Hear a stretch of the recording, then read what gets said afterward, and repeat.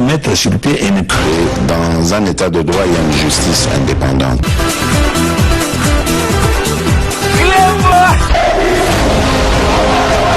Ce n'est pas pour rien qu'il faut des causes.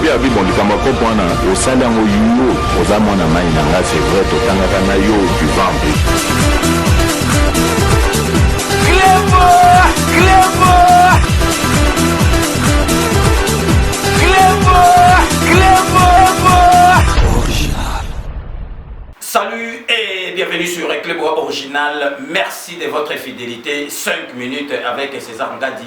Tout le monde est d'accord et il en restera ainsi pendant très longtemps. Comme vous aurez remarqué, Oyo Ezali 5 minutes, il y a système, il y a la musique, il y a l'ibanda, Oyo Penza, Bossé Pelaranango, pour la vibration parce que il y a Boye, tout ça, on a plateau, vous avez bien été fort, vraiment l'ibanda. Donc 5 minutes à l'élo, vous allez na sujet moko. Sujet Oyo, il y a l'élo avant to banda yango, vraiment. Na lingi na faire résonner na nous ba congolais. Au moni congolais ayebi eloko alingité. Congolais aza motema mabe to kanisaki ke kanambe soka longwe congolais to zuma na mboka motema eko changer mais motema ya congolais zaka ka mabe.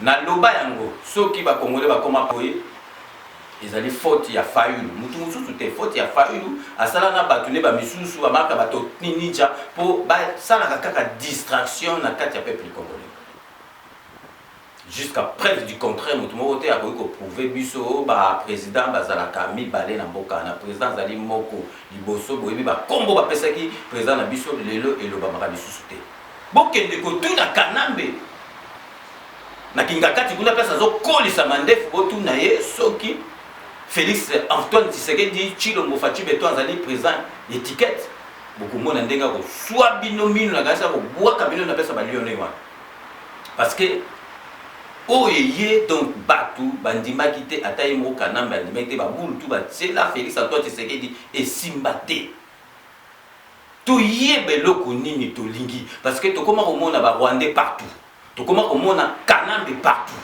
donc ba rwandais partout donc bato bati bon beaucoup na ba est on a ba rwandais si baza ba congolais mais congolais to yebi eloko to lingité politique na bisa bino ezali kwanga na makaya bute politique bato bakufaka bato donc bon bako barre pour la politique tozi mwana mboka donc oyaza vraiment na volonté ko bongisa mboka tout le monde est d'accord bazoko loba ba misusu alobi ye moko mboka beba alobi mboka esi ebebe loko ya bebe ça so ezate ndengi a récupérer mboka eza ko beba ya zo sala tout pour mboka ebonga toye pona ko salela Congo pe ba congolais toye pona ko yiba mboko te ko boma yango te d'ailleurs eloko ko bomeza susu te po ese kufa. Bandeko ba Congolais, ici c'est Mike Kalomba en direct na port ya Matadi, n'est-ce pas?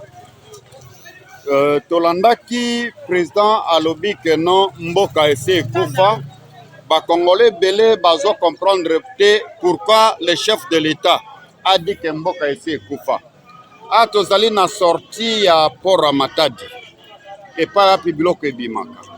Alors, nazana besoin botala nyonso bozali komona. Batrake nyonso o bozali komona ezali kokende na port ya Kabila. Matadi ezali port ya l'État. O mbongo ezokota na kesi po bafuta ba fonctionnaire ya l'État. Kabila asala port na ye na kombo ya Ledia. Est-ce que boyebi combien d'emplois port Matadi azali ko employé? Est-ce que boyebi recette combien port ya Matadi ezokotisa na kesi ya l'État? Banzete nyonso bando kende na port ya Matadi komo kende na port ya Kabila. Mbongo nyonso ne fallait bénéficier l'État congolais et comment bénéficier Joseph Kabila. Est-ce que zo sunga Congo te zo sunga mutu moko? Batrake nyonso bazali komona ezo kende na port ya Joseph Kabila. mokonzi ya mboka alobi ke mboka eza ya kokufa. Mais bato bozo comprendre te. Nous sommes sur le terrain. Ba image tozali kolakisa bino ezali en direct ya Matadi. Nous demandons à la justice congolaise basala musala. Mboka eza ya kokufa en réalité. Mboka eza ya kokufa. À part babiloko bozali komona. C'est-à-dire que babomi port à Matadi asali port ya Ledia pour bénéficier na ye. Abomi CEP Congo asali Petroleum Congo pour bénéficier na ye. Mboka ezaki déjà ya kokufa. Ba Congolais botala sima bozonga bato. O nyonso ezokende na port ya Joseph Kabila na niveau ya Matadi. Kombo ya port yango Ledia. Biso tozali sur le terrain. Siko mabeni. Et puis nous allons comprendre des politiques, ça la kanango ba jeté politique, bomoni politique au Félix Antoine Tshisekedi dans ça les années politiques n'étaient pas pays civilisé. Les années de la politique à ma poto donc Félix Antoine Tshisekedi ba gozo ba tiena poto a ko sala musala malamu parce que azo bomaté donc azo sala technique donc les années même si politique à Félix les années de course à marathon. Il y a bomoni ba misusu bazo changer ba maloba ba bandaki boy pema ko kita changer ba maloba.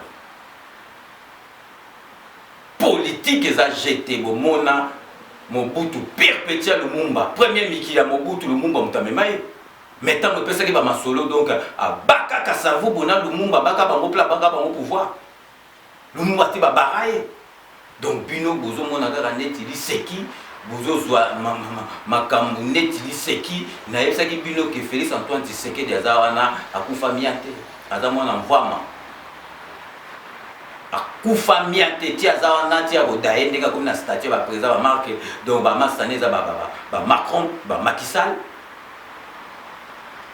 ba Biden donc tia ko daye statue na donc tia ko daye na famille mobimba baza vrai bino bokanzi sikoyo soki bino bozo tia motema ke bozo ba kindokila bino ke mandat ya Félix Antoine Tshisekedi et simbate o demander simbate banen baza perdant biso te toza perdant botika distraction botika babiloko bozo sala wana bona boy azwa pouvoir ba pesa ki na kanambe ba pesa ete on s'en fout toza sous na masolo wana te bilo sikoso ba pesa ki pouvoir entre ce kanambe na Félix Antoine Tshisekedi nana ngoza yo kanambe mutaza yuma est-ce que politique ba def ça est-ce que système les corbeaux et les renards donc tango fatia baki pouvoir baki fromage na munoko ya kanambe boyo donc mbala moka changer face à cause esprit à la musique à souta kanambe est-ce que bon on sou kanambe ya kana ba midi ko lia ba no ya pe tout le temps pe kana ba midi pour aller à ba badi ya masangu donc ya ka sousouté parce que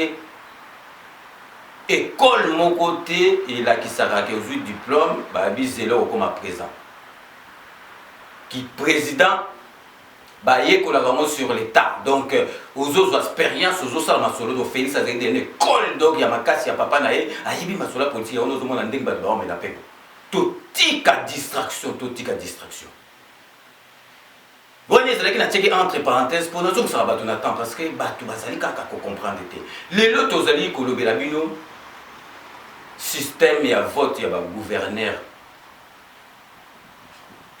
il faut échanger bino moko boye bien moi et puis Félix Antoine Tshisekedi na ba période na ye ya liboso tant azaki pouvoir ba premier voyage na bande ko sala akendaki na mboka mona ganisi na Afrique de l'Est kuna donc akendaki azwaki parole tant wana kutu donc ça même pas donc 8 mois c'est même pas un an donc ba 3 mois moko boye à lobby système il y a vote même masola il y a présidentiel on est comme ça ba présidentiel au deux tours entre deux tours donc débat télévisé à lobby surtout à gouverneur au moni système à gouverneur ndenge ba pona bango donc ça mystique donc bango na bango ba sangani donc ça les soki ndenge ni bango au mona ki mbuta les kapwa à les kapona ni grâce ya Fayulu liambongo ba pesa imbongo teka voix donc Fayulu la banda bo muta ndenge openza bo kendo lo ba comme président na biso au fayu le mo ndima qui donc azum bonga banque Lambert azon ndima penza qui na defa ki bonga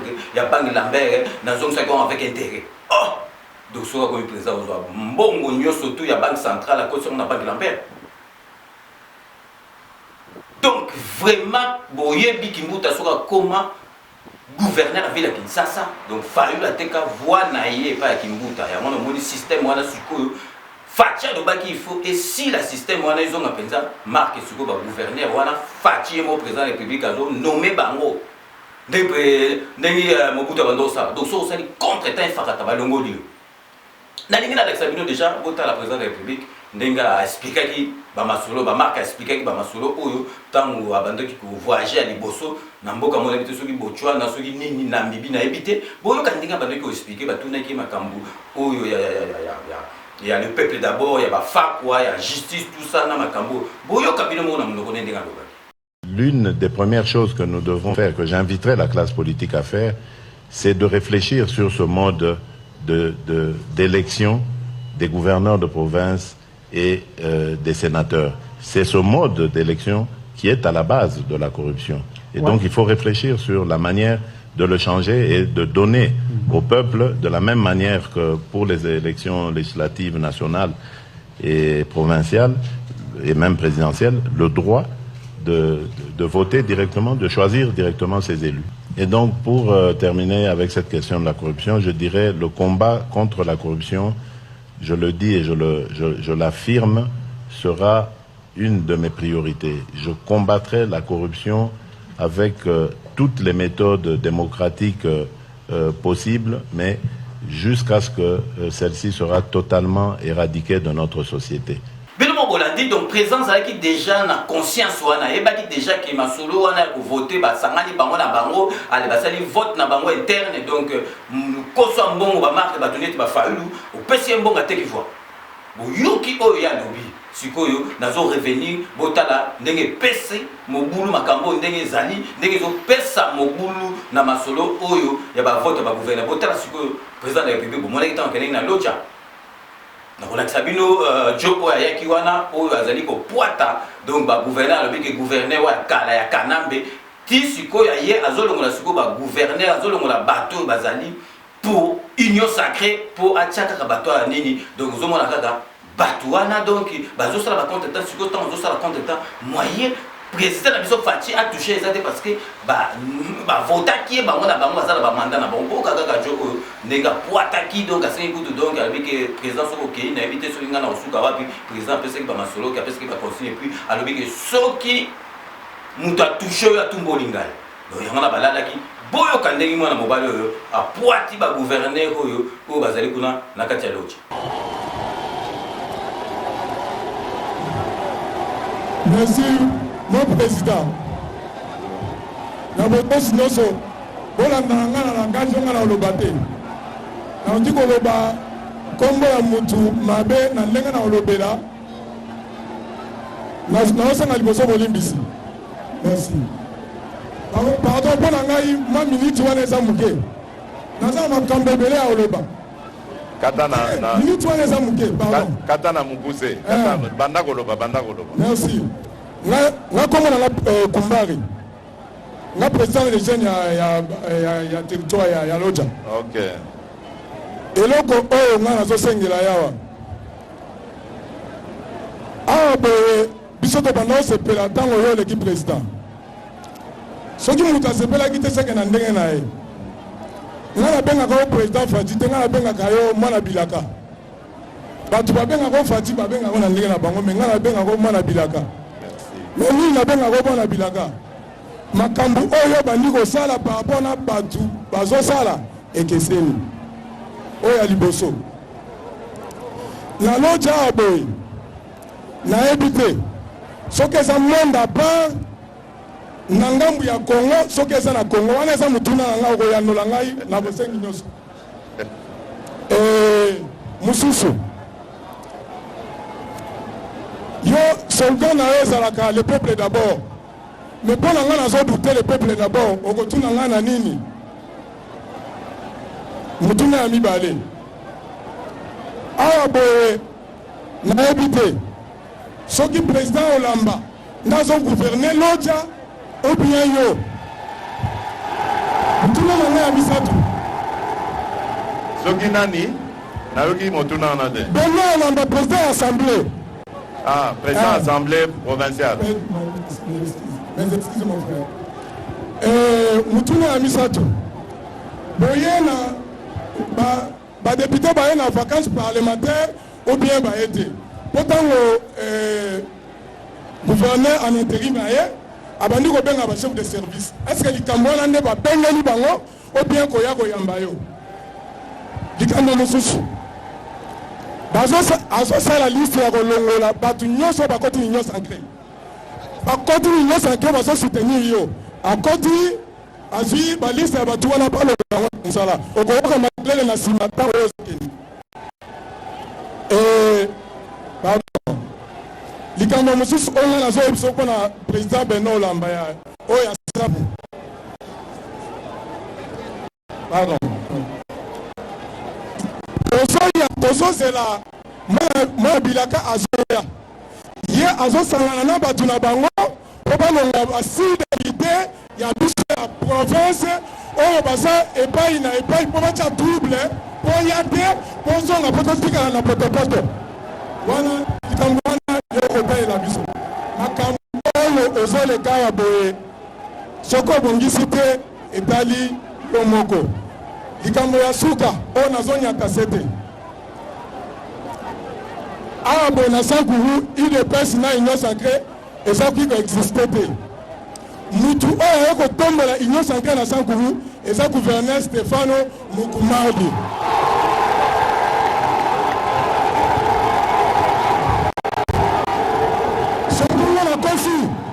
soki nga nakosi nazotuna le peuple d'abord oyo aye na saka nazotuna bango bolingini bayalola ye po comprendre bolingini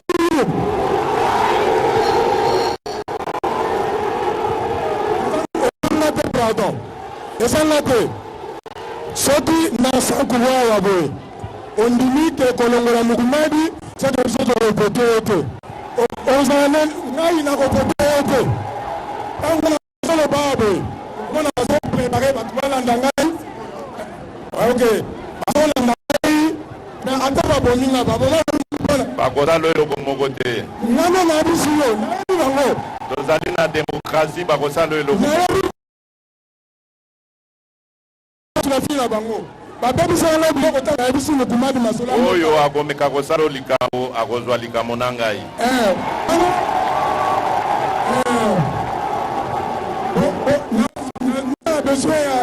nakozala na besoin ya numero ya vpn bazala na sécurité na ngai ata na kosala nga moko nazala na snapchat moko tine élection na yo mpona kunga yo tine élection oyengela mbongo yanga kofinaka policier bie soda wana nakoyebisa vpn ata likambo na yo oyameli nanu likambo na nga te oyo ya gouverneur gouverneur en intérim na pardon gouverneur en intérim na makambo ya président Olamba soki bango nde baza kogouverne soki bango te okoyanola ngai merci mon président. Merci beaucoup. Bino moko oyoki ndenga poati alobi ezali normal te bomoni yebo ndenge président ba se changer président ndenge président yebisier siko nazali koyokisa bino botala sikoyo donc vraiment mende sikoyo botala ye mende na suka tant journaliste ya RTNC bengi alobi apesa donc azwa vraiment ba argument na ya pesa donc masolo na ye aya commenter na makambo ayoki wana botala langage à mende donc marque moko boye na limite impoli donc président de la République mutacha été yepe mutakolongola été makambo donc azolo bana ndenge moko donc hôtel ndenge moko donc azolo baneti donc kwa yebike bakoki ko sala yango te boyoka oyo mende na micro ya journaliste ya RTNC ou azoloba donc à propos ya ndengi donc Joana Poati bangoka ndenge azoloba donc président tacha été yepa kolongolete donc et puis ba langage wana na ba marque ba mende ezali président poursuivable bolé oyo mende yimoka. C'est son programme. Alors Blaise Mokokia, je crois que nous allons prendre en direct le ministre. Nous allons prendre en direct l'honorable Lambert Mende Ombalanga. Honorable, vous êtes en direct sur la RTNC et c'est un plaisir de vous trouver dans votre terroir. D'abord, vos impressions après avoir suivi les présidents de la République. Le président de la République nous a apporté un vent d'espoir dans notre province qui a été négligé depuis très longtemps. D'abord depuis que le président Mobutu est venu ici lorsque nous étions encore enfants. C'est la première fois qu'un chef d'État vienne sans campagne électorale. Il est venu en visite de travail et nous apprécions cela. Et il nous a égrené les points qui font partie de son programme de reconstruction de notre pays.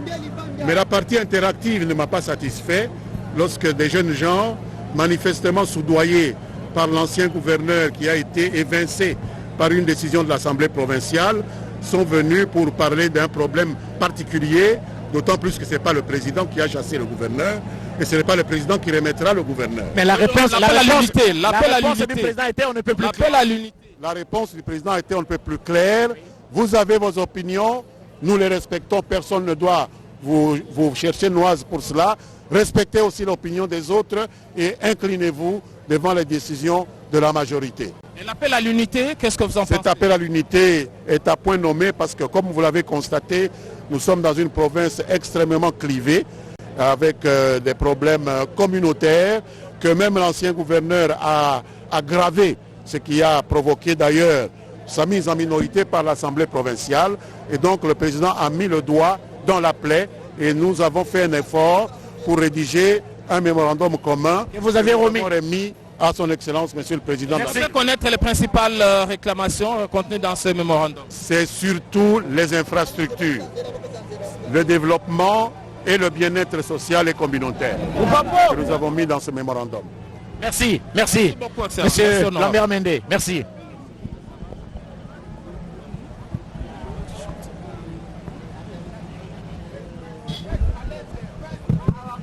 Voilà, très chers téléspectateurs, c'en est fini, hein? C'en est fini pour aujourd'hui, ici à Lodja, l'un des territoires parmi les 6 qui compte la province d'Issankourou. Grand été pour la radio-télévision nationale congolaise, le plaisir de vous retransmettre en direct cette importante adresse du président de la République à l'instar de toutes les provinces de l'espace Grand Kasaï. Partout où il est passé, nous y étions, nous y serons et nous étions très contents de vous retransmettre cet important message du président de la République. Merci à toute l'équipe technique ici présente à Lodja, équipe chapeautée par... Bino Mboyoki, donc Mende, ayebi que système na bango bachawana, donc facha kosa ilo côté pour ba voter na bango, donc ozomona, donc ceux qui makambo ezalaki penza ki donc ndenge ba fundi donc gouverneur wana fachi lo bi bomba na moka longolier parce que les alliés ba nomination ya on to ba gouverneur on est faux ba nomaka bango ndenge ezalaki kala parce que ça ne fata ba longolier. Donc vous avez mis dans le donc avec assurance parce qu'il dit que bah pour ça il est mais bino mokotala mende na Lodja Sonia yoka kita maye bonde ba ozo wolole bazo kumisa pati na Lodja na yemoko bazo wolola yepenza donc menda comme souris jaune donc son muta ko na vélo ndenga sekaka bino mokotala mende na Lodja ndenge public ezo wolola et donc Soni donc vraiment mende bakanisa ki pouvoir na bango yosuka tetala ka ba mende ba komo la bango zali Soni mera bino mokotala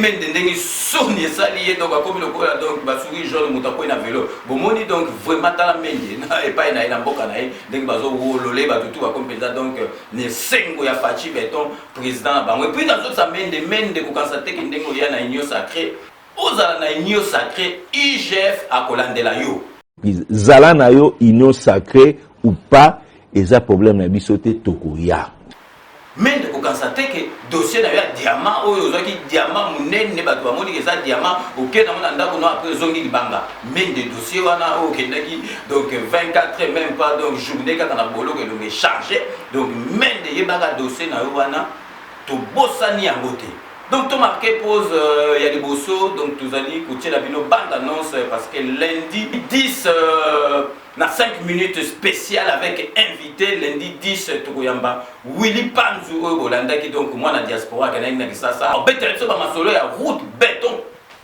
Armée continue au ego 10 ans na ma solo mususu donc azana ngwana donc vraiment ils ont qui temps et mukie mukolona ya mona ba réclamer azozonga donc lundi 10 à partir à 21h boza la wana vraiment pour boyo kama solo pe bo poser ba question na bino surtout bokoza nango donc bolanda bande annonce oyo ya émission na biso ya lundi restez connectés sur Club Original à tout de suite.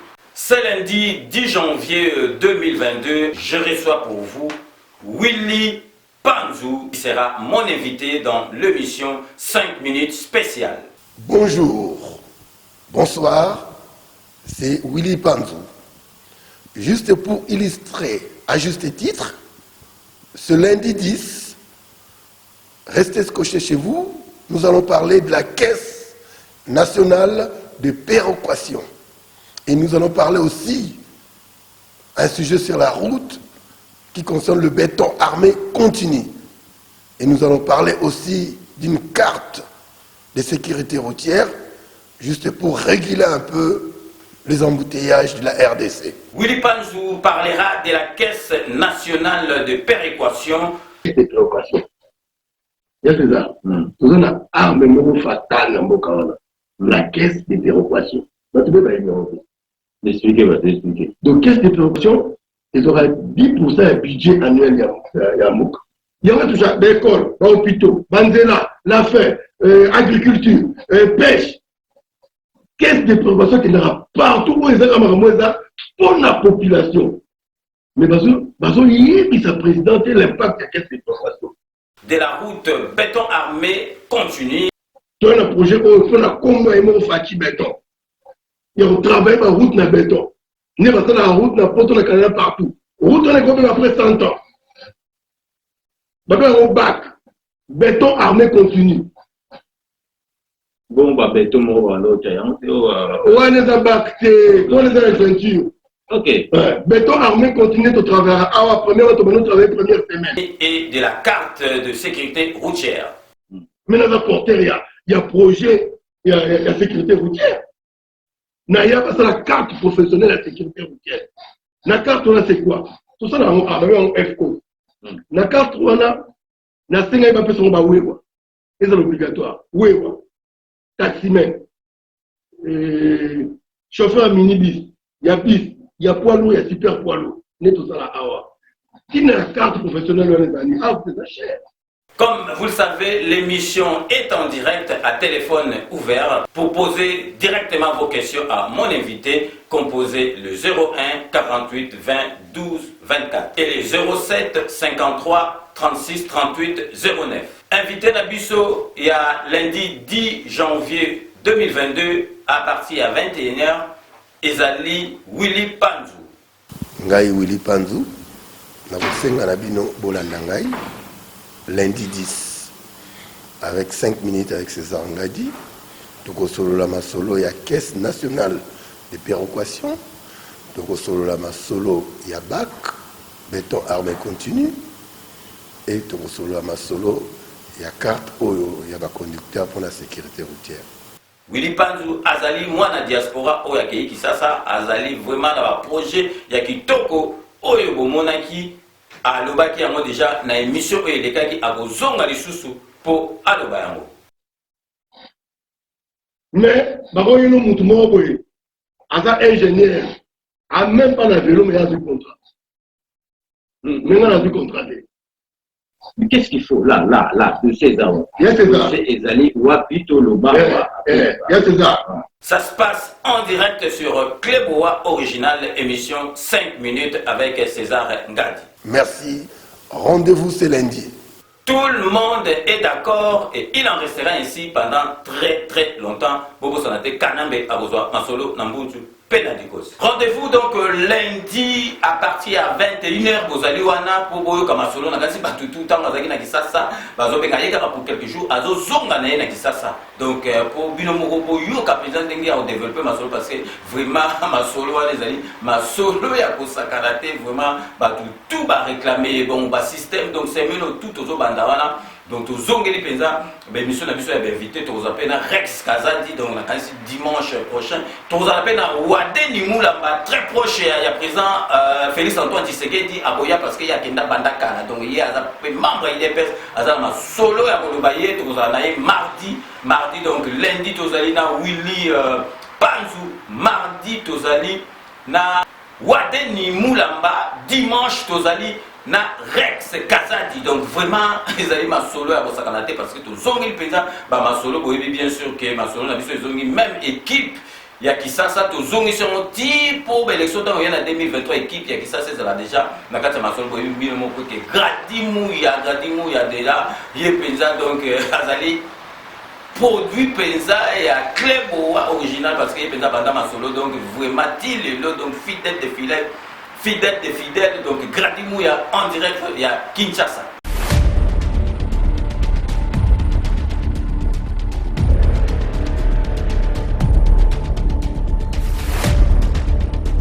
Désormais, vous allez suivre votre émission Tiamaloba, présentée par votre humble serviteur Gradimouya et Tana sur cléboaoriginal.net du grand prêtre César Ngadi. Dans cette émission, nous allons parler de la politique, de la religion et pourquoi pas de l'économie. Alors prenez déjà rendez-vous sur cette chaîne YouTube cléboaoriginal.net du grand prêtre César Ngadi. Toko lobela, toko pesa bino maloba, bino nyonso bozali na maloba. Boya kotia na kati émission tia maloba. Magazine Tsemoko ya bana Congo, magazine ya ba Kongomani et pa yo bitoko pesa ba Kongomani nyonso makoki ya koloba. Ozali na eloko ya koloba, benga biso na ba numéro za affiché wana poto ya mbayo opesi la masolo ndenge kaka ezalaka na République démocratique du Congo. Alors bo s'abonner ebele na kati ya chaîne Oyo cléboaoriginal.net du grand prêtre César Ngadi, toujours avec votre humble serviteur Gradimouya, autrement dit le surdoué de la presse congolaise, Tozali Awa, Tozali, Tozalakaka. Internet est zone Kinshasa de Masolo, Kinshasa avec Keliki Alazola derrière la caméra. Si le Combo a relevé bilo avant de marquer pause publicitaire, boyebi donc toujours polémique, ils ont enflé dans les réseaux sociaux. Donc concernant conseiller spécial à président de la République, M. Marcelin Bilomba, donc au boyebi vraiment qui est un ministre et à finance, donc polémique, ils ont enflé dans les réseaux sociaux pour le détournement, il y a un bon tout là audio bilomo bolanda qui a un mais les autres ont dit que donc UDPS. Monsieur Kaboun de IDPS, donc les loba witi ko suspendre Monsieur Marcelin Bilomba parce que ça qui m'a conduit à makambo ya finance babi pour na image il y a parti politique il y a IDPS donc batu mususu ba moniango donc ba comprendre que c'est un conflit d'intérêt ou bien ndengeni parce que ba comprendre que mutu aza même pas Sambisiété a même pas convoqué, donc ils ont suspecté, la maman va expliquer, mais UDPS, donc une décision, donc suspendre, donc vraiment, et logo, et quand vous savez, pour parce que toujours comprendre ce que le Kaboun a insisté dans ma cambu. Il y a Bilomba, R Moussou Sazana Baba, élément Moussou Bissot Tozana Mote, puis vous avec Kaboun d'Atonga. École, Tonga école, Nambongo na Emoka, et puis dépenser à ma cambo école, donc suspendre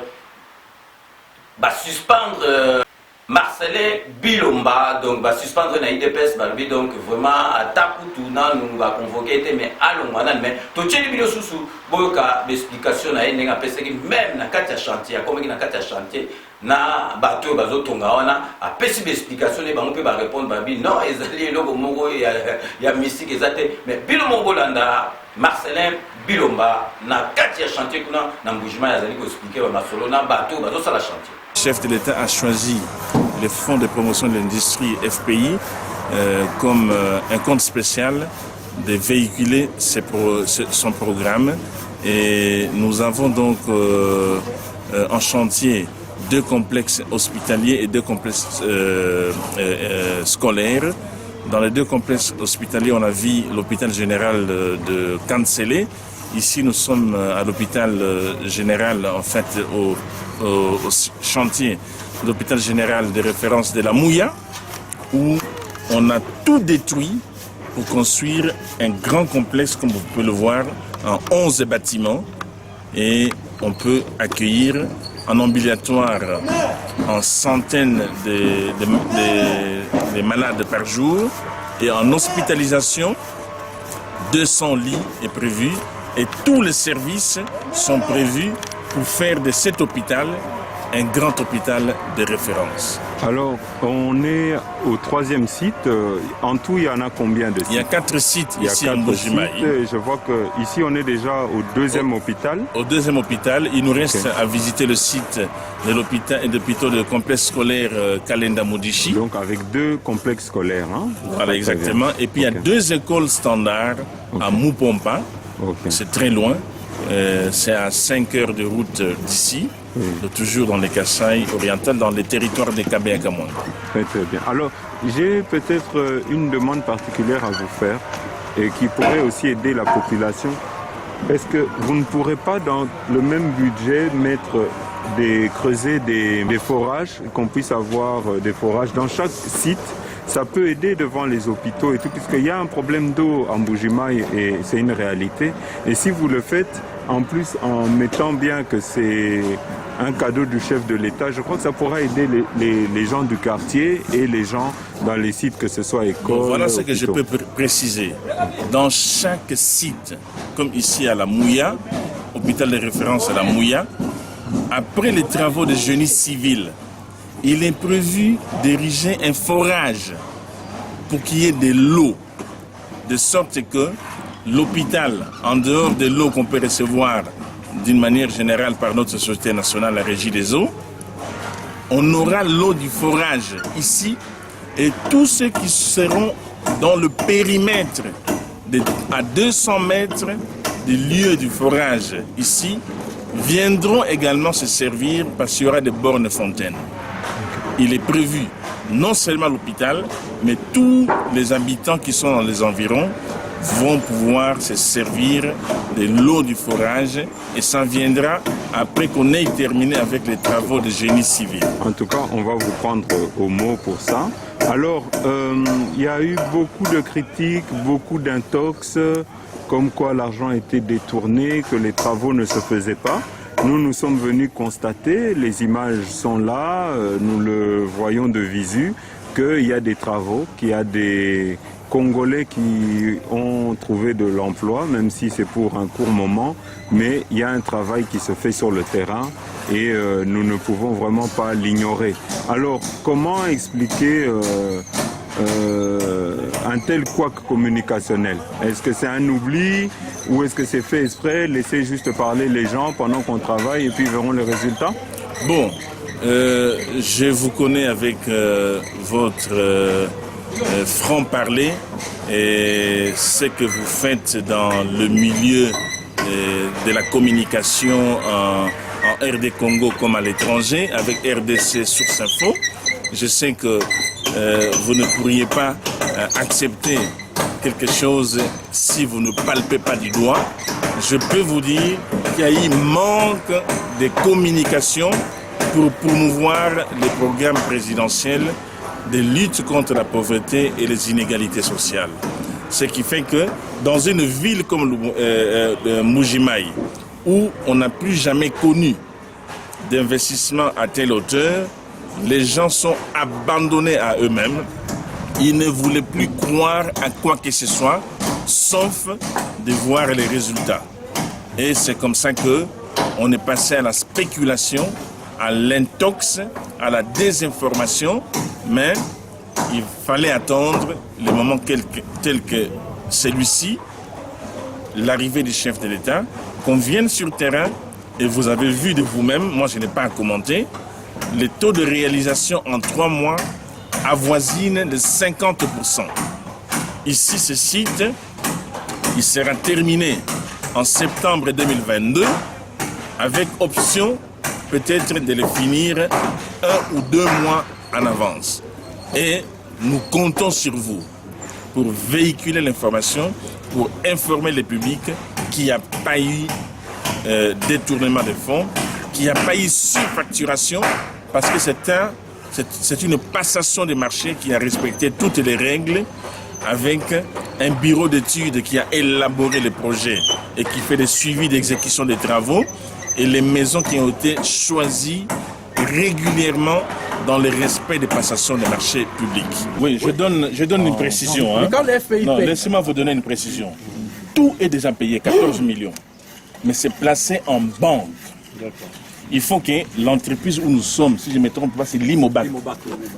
Limobac doit maintenant, on vous a parlé de bordereau des prix. On a vu les carnets tout à l'heure là.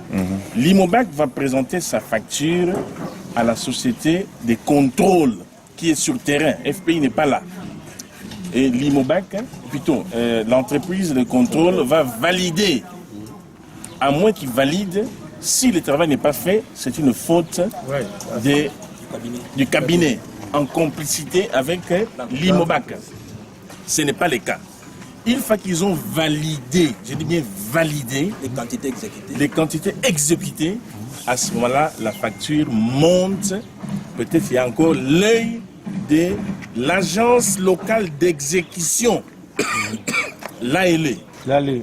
Nous avons 2 agences locales d'exécution, les gouvernorats et les diocèses de Mbujimaï. Si ils apposent aussi l'apostille pour dire que c'est bon, la banque, l'argent est déjà là. La banque crédite les comptes de Limobac. Vous comprenez?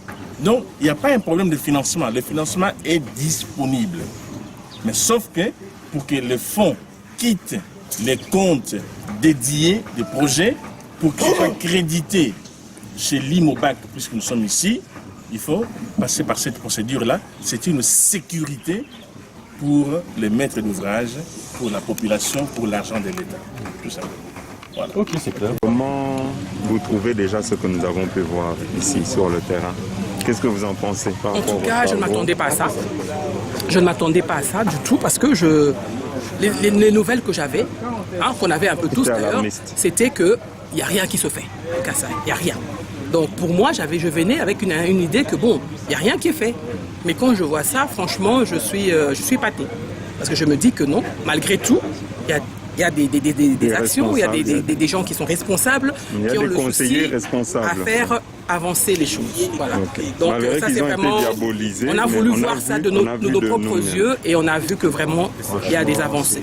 Et c'est vraiment rassurant. Merci. Bino Botolanda, donc conseiller spécial et président de la République, Moni Masolo, on a invité Masolo, donc Oyoka Oyo, Ondimi Oyo, Oyoka Oyo, Ondimi Oyo, donc Masolo, comme personne n'est pas comme Abakiol. Et on a invité le président de la République, Masolo, Oyo, poste mon régalien, ministère mon régalien, il y a finance. Il y a finance, monsieur Kazadi, vraiment, tu as Kapenza, si Kapenza, tu as confiance. Et puis, monsieur Marcelin Bilomba, Kota Penza Masolo, et Bimi Penza, qui est au Bafakwa, président de la République, et que le système ni Makoko, donc hyper kit koto, droite, donc je vois là, présent au Tiki Weston à propos, on a dit Penza, triple semaine, point, parce que, au Sassouni. Donc, pour comprendre, il y a mal, parce que la minute où ils ont pensé que ma solo, il y a peuple d'abord. Donc, j'allais ici, là, mais puis nous avons une coopération, il y a un peu de donc, on a ligne pensé qu'il a condamné, on a condamné avec preuve, mais toujours au Cameroun, ceux qui maître nageur, donc, nous devons voir Kaboul dans ce côté-là, nous avons changé, donc, c'est que. Mais en tout cas, l'avenir nous dira la vérité. Donc toujours marqué deuxième pause na biso donc ezali la publicité na biso ba partenaire ndenge boyebika ke Kodia Simo ezali société où ils ont permettre na diaspora surtout diaspora même bateau bazali na kati ya kisasa kuna ba comme propriétaire ya bandaku ba norme moko international donc vraiment ezali bandaku à crédit bandi na 50 000 donc ezali ma kampenza solo etikali penza bandaku ezali aussi là déjà et etikali mukeka parce que na 2023 ba lo aliboso donc ba ko livrer déjà pas ba ezali à crédit so ningi yo moko somba osombi cash mais ezali à crédit ba moko ba ko s'occuper na yango donc boyebi offre ezali pona mususu ezali pona bato ya Canada na États-Unis na États-Unis d'Amérique bo bengi. Donc vraiment, Bobengi Kodia Simo parce que vraiment Kodia Simo, en tout cas, son commis propriétaire était Loba Yo Moko Kaka Lingite, Kodia Simon, donc ça la mieux surtout pour beaucoup de propriétaires. Bon, et sur le salon de coiffure, El Binto, on a fait Saint-Denis, tu recommanderas bien parce que c'est salon vraiment professionnel. Donc, on a fait à Paris, salon, ils ont dit El Binto. Donc, après, vous voyez, CPLA TV, ils ont dit décoder, oh, il y a pas d'embrouille, semaine prochaine, bon, on a pensé qu'il y a la publicité. Ngai Moko, on a expliqué bien. CPLA TV, ils ont dit décoder à Banamboka. Bilingue, surtout, il y a moi Namboka, moi Namboka comprendre, ils ont dit décoder, moi, qui est au retour, même la poche, au tambour, moi, ici, surtout aux alliés. Donc, restez connectés sur les voies originales, on revient tout de suite. Codiasimo vous propose un crédit immobilier. Vous êtes du Congo ou de sa diaspora? Vous désirez devenir propriétaire en RDC et faire construire votre maison en toute quiétude? Obtenez votre crédit, puis commencez son remboursement uniquement dès la livraison de votre maison. À la Cité Kimia, nos maisons seront toutes construites aux normes internationales. Située à seulement 25 minutes de l'aéroport de Njili, 10 minutes de Safari Beach, au cœur de cette cité moderne, vous y trouverez aussi un centre commercial avec plusieurs commerces de proximité. Nos bureaux sont situés au 173 avenue Mutombokachi, dans la commune de la Gombe, référence rond-point Forescom. Venez dès à présent réserver votre lot dans ce nouveau havre de paix à Maluku, ce nouvel Eldorado au Congo. Codiasimo, la meilleure adresse pour construire la vôtre.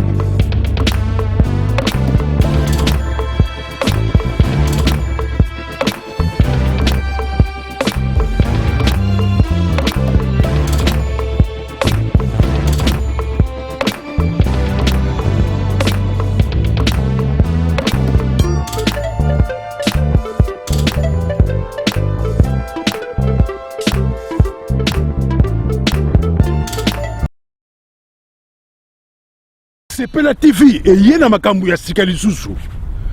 O ba chaîne ya France eza na kati. Ba chaîne ya Congo eza na kati.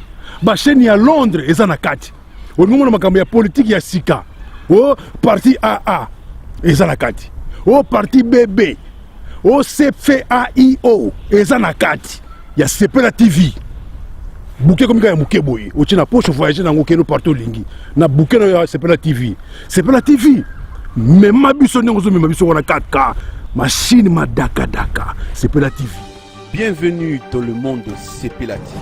CPLA TV est le décodeur qui vous permet de suivre les chaînes du Congo en direct de la diaspora. Bino Mourobolandi va partenaire Nabiso, merci la fidélité. Oh, vous allez en avoir partenaire Nabiso, il faut tous s'entraider. Donc, tous les chinois, les Colomoussous, les Congolais, les Gagoïdés, les voilà, nous sommes allés biloko ya bana mboka, celui moi mboka c'est le logo. Tchaye maboko pour avancer. Donc, to comme presque à la fin de l'émission, l'élection n'a pas c'était système où il y a l'élection ba gouverneur, ding ba tchaka ba gouverneur. Vraiment, président de la République a une solution pour que les gens qui ont un mandat, les gens qui ont expliqué parce qu'ils ont posé problème. Donc, c'est ça, vote, on a cadre, on a corrompre, on a gouverneur qui m'a dit, Martin Fayoulou, c'est qui est bon, c'est qui voit. Donc, ma solo, il faut aussi la bonne, donc, mais des gens techniques, langage, donc,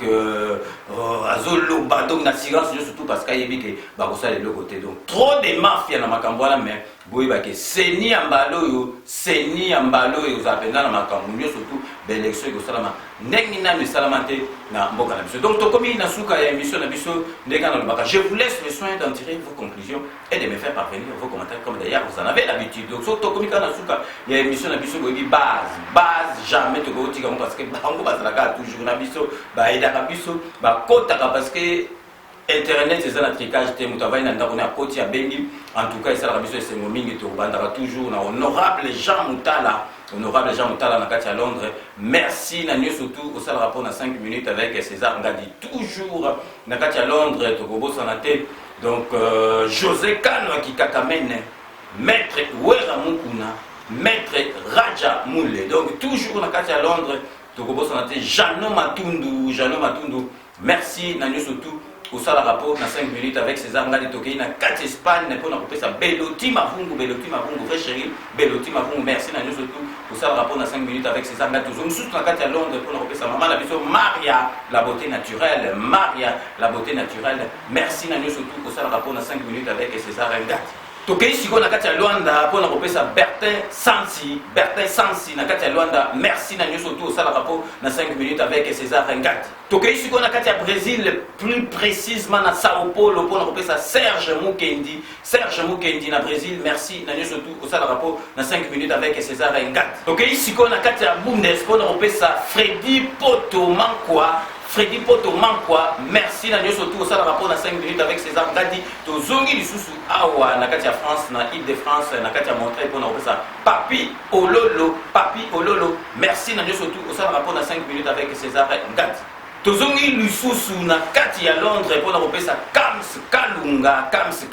merci na nyoso tout ça rapport dans 5 minutes avec César Ngadi to tuki Londres to na kati ya Suisse pour na ça Zoro Mabiana Muyombe wa komane Muluba akomolo ba Chiluba kurama biye ba ko bomaye pour na fati donc Zoro Mabiana merci na nyoso tout ça rapport dans 5 minutes avec César Ngadi to tuki toujours na kati ya Suisse pour na ça maman biso Astrid Mambweni Chilombo merci na nyoso tout au sala rapport na mboka nope na 5 minutes avec César Ngati Tokei siko na kati ya Congo plus précisément na matadi pour na ça Antosha Lukebakio merci na nyoso tout au sala rapport na 5 minutes avec César Ngati Tokei siko na kati ya lola na Bruxelles à cheval entre Bruxelles là Kinshasa pour na ça Serge Palmi merci na nyoso tout au sala rapport na 5 minutes avec César Ngati Tikali toujours na kati ya lola pour na ça Poutou de Yalola, merci na nyoso tout au sala rapport na 5 minutes avec César Ngati Tozongi na kati ya Kisasa pour na kopesa Mike Mutombo Mulumba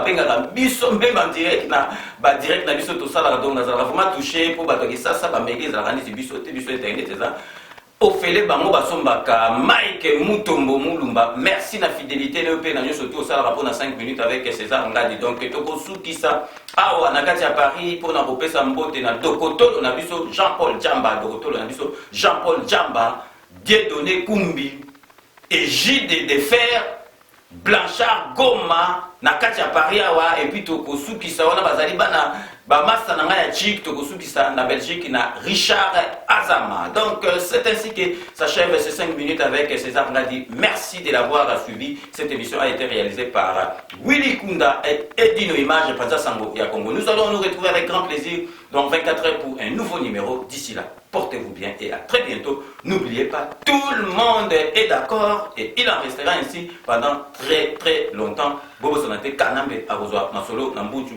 Penadikos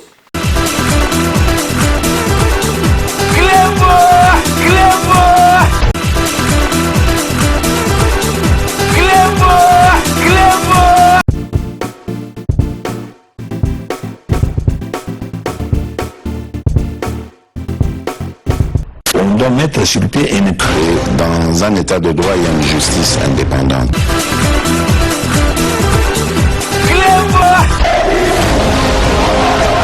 Ce n'est pas pour rien qu'il faut découvrir. Oui, bon, au salaire au yuno, aux amons à maïna, c'est vrai, au tangana yo, du vent.